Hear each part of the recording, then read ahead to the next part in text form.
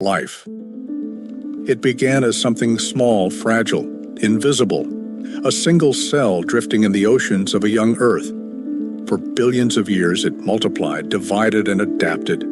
Then, in what scientists call the Cambrian explosion, complexity erupted. Nervous systems, eyes, skeletons. Imagine evolution as a clock. From midnight to midnight, each second is millions of years.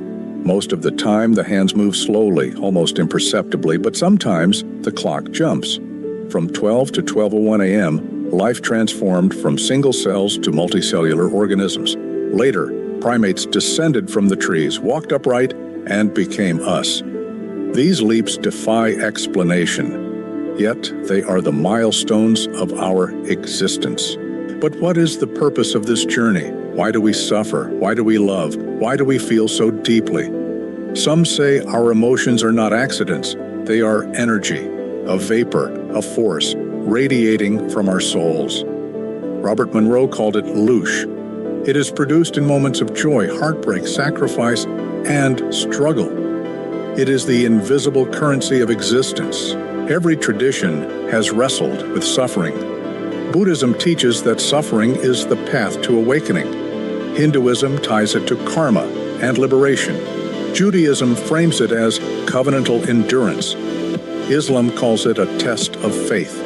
Christianity sees it as redemption through sacrifice. Different languages, different rituals, but all agree. Suffering is not meaningless, it is transformative. Mystics speak of unseen forces, angelic and demonic, feeding on what our souls produce: love, fear, joy, despair. Perhaps we are not just living, but generating. Perhaps our emotions are the harvest of the universe. And so the question remains, what is this energy for? Is it random, or is it part of a design? After all the science, the philosophy, the speculation, I tell you my truth. I believe in God. I believe in His only begotten Son, Jesus Christ. And I believe that the suffering, the love, the loosh we produce is not wasted. It is the life force of creation, the mystery of God's design revealed through us. This is the hidden thread of life, from cells to humans, from suffering to love, from mystery to faith. The journey is ours, but the energy belongs to God. So at this point, this all should make you stop and think. If this energy belongs to God, then every moment matters. Every tear, every triumph, every breath, it's all part of the design. We are not accidents, we are vessels. We are generators of something eternal. From the silence of space to the heartbeat of a child, Loosh flows, not as myth, not as metaphor, but as the invisible thread that binds creation. It is the echo of suffering, the pulse of love, the signature of the soul. So what will you do with your energy? Will you waste it in fear or pour it into purpose? Will you numb it or feel it fully? Will you let it feed chaos or transform it into light? The choice is yours. The power is real. This is the hidden thread. You've felt it. You've lived it. Now, what will you do with it? You've heard it in the voice of a child. I love you, Mom and Dad. You've seen it in their face, in the way they look at you when you walk through the door. You've felt it in the quiet loyalty of your best friend, whether man, woman, or beast. This isn't random. This isn't noise. The universe wants you here. It needs you to exist. Your energy matters. Your presence matters. You are part of the design. Now start fucking acting like it.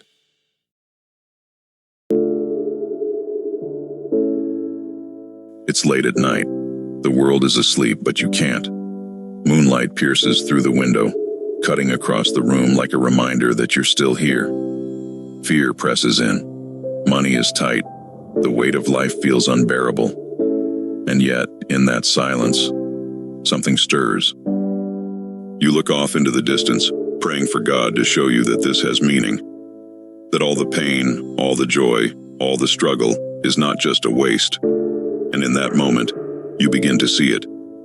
The veil grows thin, and energy pours off of you. the essence of life itself radiating into the universe. And as you sit there, the veil between worlds feels thin. The silence of the night is heavy, but it is not empty. You begin to notice what most never see, the way your soul radiates. It pours off of you in waves, invisible yet undeniable, filling the room, touching the air, reaching beyond the walls. This is not imagination. It is the essence of life itself. Every fear, every joy, every sacrifice becomes energy.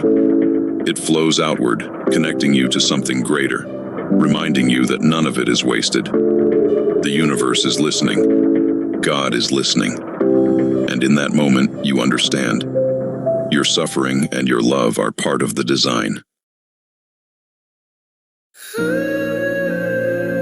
Peter 5:10. And the God of all grace, who called you to his eternal glory in Christ, after you have suffered a little while, will himself restore you and make you strong, firm, and steadfast. Face marked by fear and sin, a story told in every line. I hear my heart whisper, will they fit in? Before I pause to look behind, I judge a soul by worn out clothes, by scars that cry of silence.